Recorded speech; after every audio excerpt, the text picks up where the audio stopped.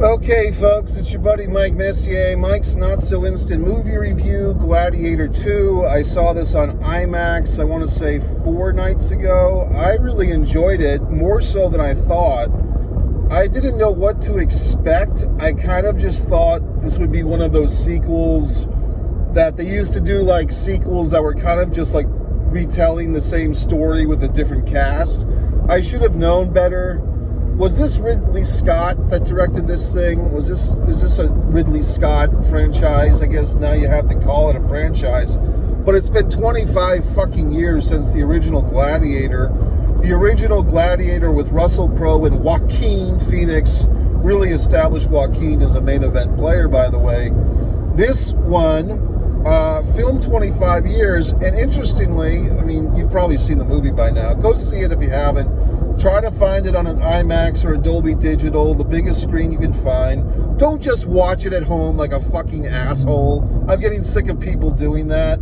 Like, you watch these wonderful big screen epics at home on a fucking 32-inch TV or your goddamn phone, and then you complain that they don't make good movies. No, asshole, they don't make good audiences, okay?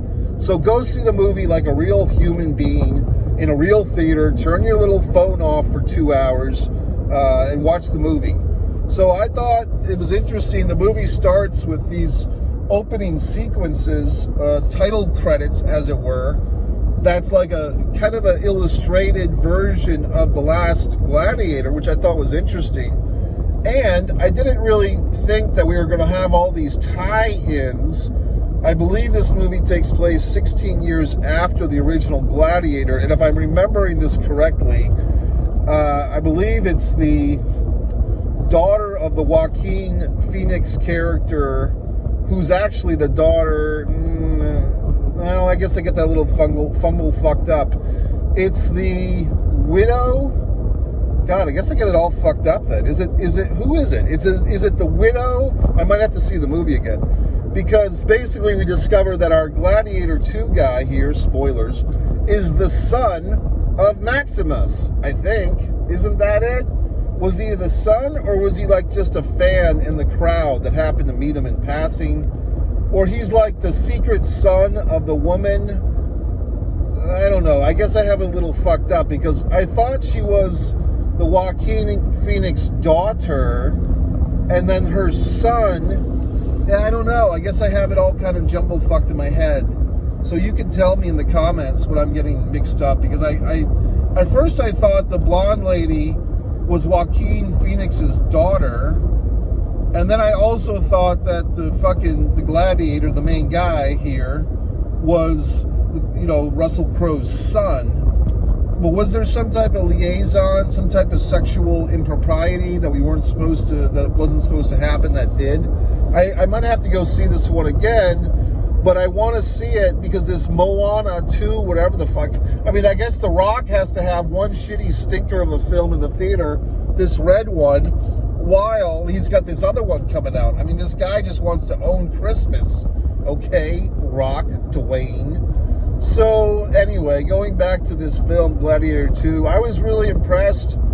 The movie was pretty long. I want to say 2 hours and 20 minutes. Was that about right?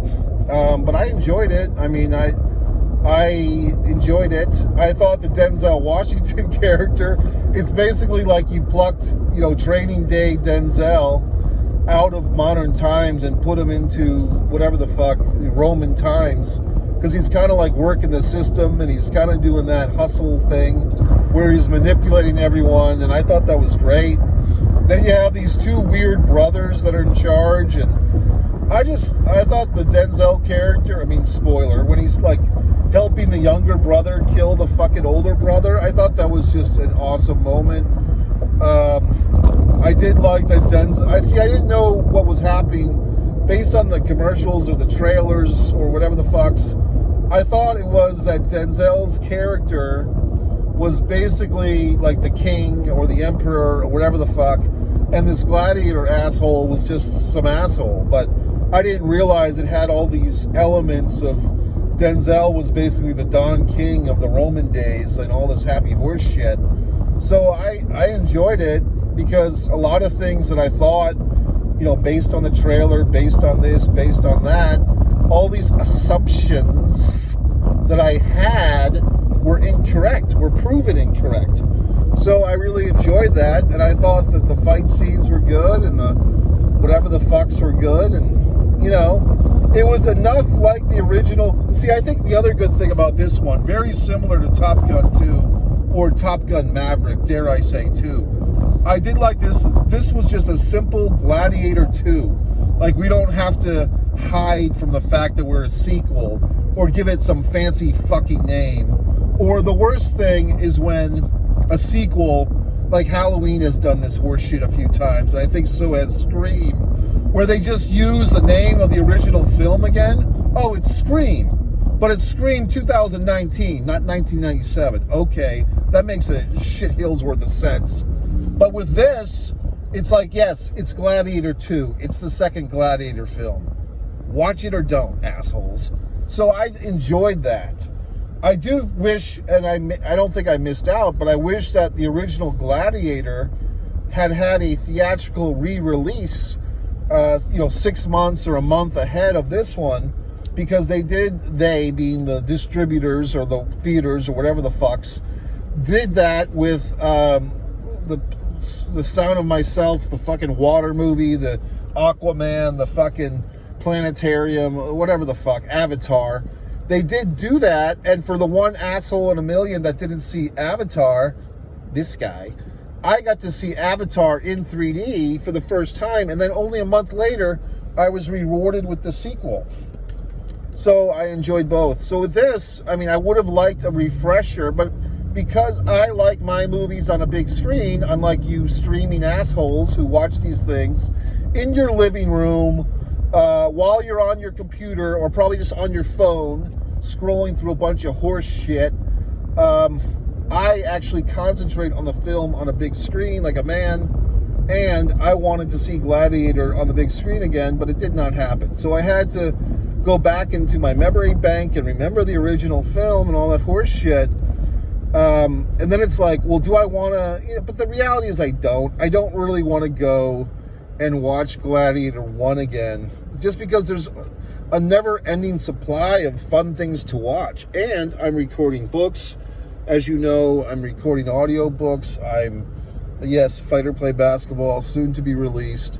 I'm making wonderful art for everybody. I'm doing all these wonderful things that I do. I would need to duplicate myself like Michael Keaton and he just changed his name. What an asshole. Like, I'm Michael Keaton Douglas now. I'm 75 years old and I'm changing my name. Okay.